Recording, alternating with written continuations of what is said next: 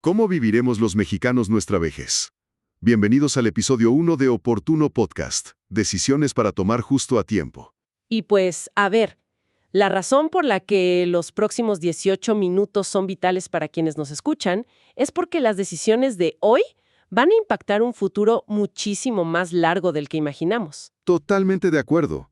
Entender esta nueva realidad a tiempo literalmente cambia las reglas del juego. Y para lograrlo, fíjate que vamos a analizar algo que acaba de publicarse en el Diario Oficial de la Federación, que es el Programa Nacional de Población 2026-2030. Un documento que, la verdad, todos deberíamos estar revisando. Sí, por supuesto. Y para dar un poco de contexto rápido a quienes quizá no están tan familiarizados, el Diario Oficial es básicamente el gran tablero de anuncios del gobierno. Ajá. Nuestro futuro que deberíamos platicar en todas las sobremesas. Ok, vamos a desmenuzar esto. ¿Qué es lo primero que resalta de manera contundente en este reporte? Pues mira, si revisamos los datos con lupa, nos topamos casi de inmediato con una visualización del año 2034. Ok, Y es un dato que nos obliga a replantear todo, porque para ese año habrá más adultos mayores que niños en México. wow, o sea, la balanza se invierte por completo. Exactamente. Se invierte la pirámide poblacional de forma definitiva, y esto rompe con toda la inercia cultural con la que crecimos en el país. Atedizando esto a la vida diaria, imagínense el impacto visual en nuestras calles. Significa que en la primaria de la colonia habrá cada vez menos alumnos con mochila corriendo a la hora del recreo. Claro. Y en el parque de al lado, o en las plazas, habrá muchísimos más abuelos paseando, platicando o tomando el sol. Es un paisaje urbano diametralmente opuesto al que vimos en los años 80 o 90. Y si conectamos esto con el panorama general, la velocidad a la que estamos envejeciendo es asombrosa. A ver, cuéntame un poco más de los números actuales.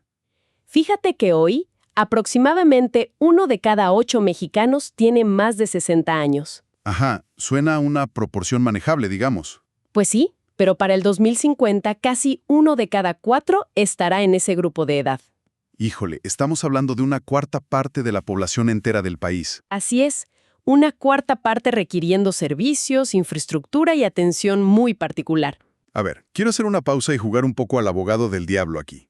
Porque cuando escucho que somos menos en la base de la pirámide, una parte de mí piensa que quizá eso no es tan malo, ¿verdad? Es una duda muy común, sí. Uno pensaría que menos población significa menos competencia por los empleos, menos tráfico, menos presión sobre el agua. ¿Por qué se pinta esto como un foco rojo y no como un alivio? Y sobre todo, ¿cómo llegamos a este punto tan rápido? Mira, podría parecer un respiro ecológico o urbano, pero el problema está en la estructura económica. Las economías modernas funcionan como un sistema solidario intergeneracional. O sea, los más jóvenes sostienen a los mayores. Exacto. La población que trabaja y paga impuestos hoy sostiene la infraestructura para los que ya no pueden trabajar. Y llegamos a esta crisis por 3 cambios silenciosos.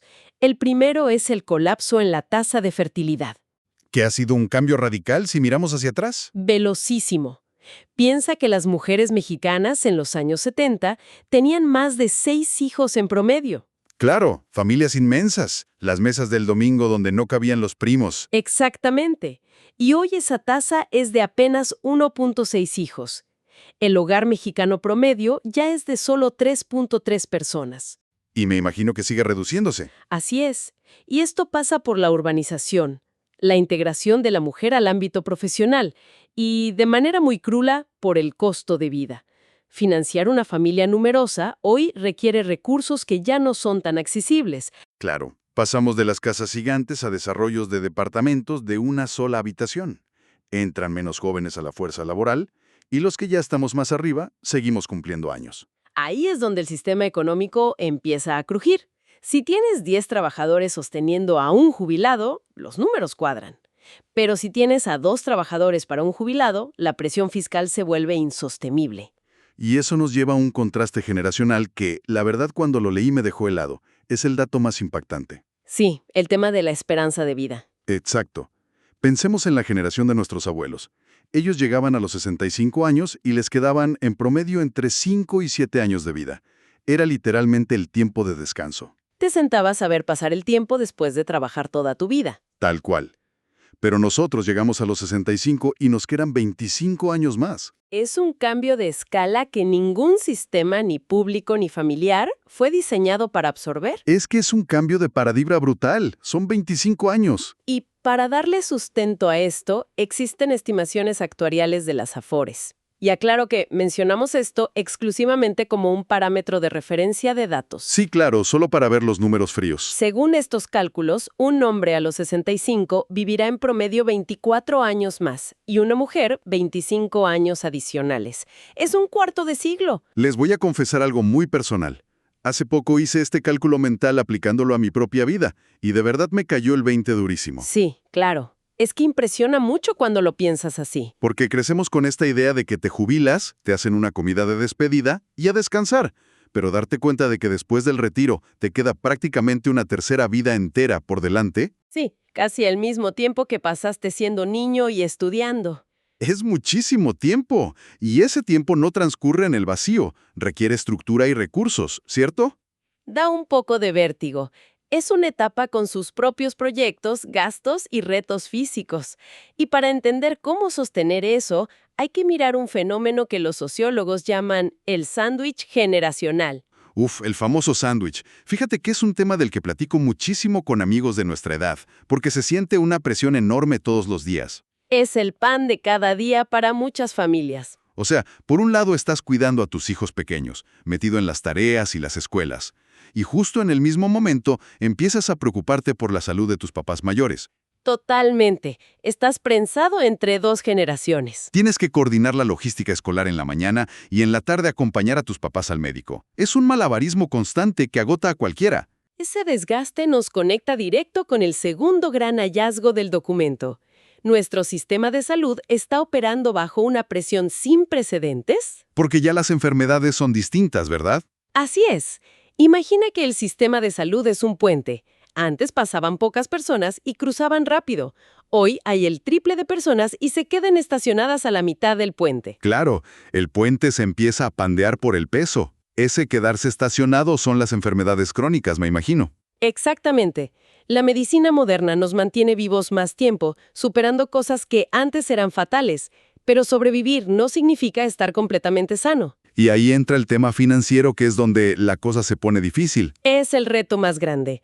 Atender una enfermedad crónica durante la vejez puede representar más dinero del que una familia gastó en toda su vida laboral activa. A ver, quiero entender bien esto porque suena irreal. ¿Por qué es tan abismal la diferencia de costos? La clave es la acumulación de tiempo. No hablamos de una cirugía de la que te recuperas en un mes. Hablamos de medicamentos diarios, estudios trimestrales, consultas y quizá cuidados en casa. Claro. Todo esto durante 20 o 30 años ininterrumpidos. Ese goteo constante de gastos desequilibra a cualquier familia. Entiendo. El factor multiplicador es el tiempo, y si le sumas cómo está el panorama laboral en el país, la fotografía se vuelve más compleja. Definitivamente. El documento arroja dos datos duros de seguridad social. Para el 2030, solo 4 de cada 10 trabajadores tendrán acceso a seguridad social formal. Ni siquiera la mitad de la población. Así es, la mayoría estará sin una red de protección garantizada. Y el segundo dato es sobre el presente. Hoy, casi 3 de cada 10 adultos mayores sin pensión viven en pobreza extrema. Son cifras súper pesadas, y la reacción natural a veces es el estrés o la parálisis. Totalmente comprensible. Pero creo que aquí es donde debemos darle un giro propositivo a la plática. Si ya sabemos que vamos a vivir 25 años extra, entonces cuidar nuestra salud física hoy es fundamental. Cambia por completo el enfoque. O sea, mantenerse sano, hacer ejercicio y comer bien deja de ser una meta de año nuevo. Es la piedra angular de nuestra independencia. Conservar la salud no es solo para sobrevivir más tiempo. Exacto. Es para poder disfrutarlo. Para tener la energía de emprender ese negocio que pospusiste. O viajar. O si quieres, poder seguir trabajando activamente en lo que te apasiona durante todas esas décadas extra. La salud de hoy es la libertad de mañana. Esa es la conexión perfecta. Y para quienes nos escuchan, si ya tenemos ahorros o algún esquema de protección, el reto es calibrar nuestras expectativas con los datos reales. Hay una brecha muy grande entre lo que asumimos y lo que va a pasar, ¿verdad? Muchísima. porque nuestras expectativas están basadas en la experiencia de nuestros abuelos, y la realidad ya es otra. Vamos a hacer un ejercicio mental muy rápido. Supongamos que llegamos a los 65 sanos y activos. Eso significa que cualquier fondo o patrimonio que tengamos armado tiene que estirarse muchísimo. Tiene que cubrir vivienda, comida, pasatiempos, doctores. Y tiene que hacerlo mes con mes hasta los 90 años. Son casi 300 mensualidades que deben financiarse. Si no hacemos ese cálculo hoy en voz alta, las matemáticas no van a dar. Lo fascinante aquí es que el tercer cambio silencioso, que es el reto de las pensiones insuficientes, nos empuja a tomar las riendas. Es un desafío, pero también algo positivo. Es una enorme oportunidad histórica. Tener 25 años adicionales de vida consciente es un regalo que ninguna generación previa tuvo de forma masiva. Claro, la posibilidad de reinventarnos por completo. Exactamente. Siempre y cuando tengamos la visión para construir los cimientos desde ahora. Me encanta esa visión. Cambiar el chip de sobrevivir a la vejez por el de diseñar activamente mi tercera etapa. Y bueno, para ir cerrando, quiero reconocer algo. Sabemos que este no es un tema ligero para platicar un domingo en familia. No, por supuesto que no. Da un poco de miedo pensar a tan largo plazo. Sí, tendemos a evitar pensar en el paso del tiempo. Pero es una realidad que nos cruza a todos los que estamos escuchando. Y por eso vale la pena abrazar el tema, armarnos de información y mirar al futuro con la tranquilidad de estar preparados. Si tuvieras la absoluta certeza de que vas a vivir hasta los 90 años, ¿qué decisión tomarías diferente el día de hoy? Este programa es posible gracias al apoyo de Secufin, Asesoría en Longevidad Financiera. Te invitamos a agendar una asesoría con su equipo.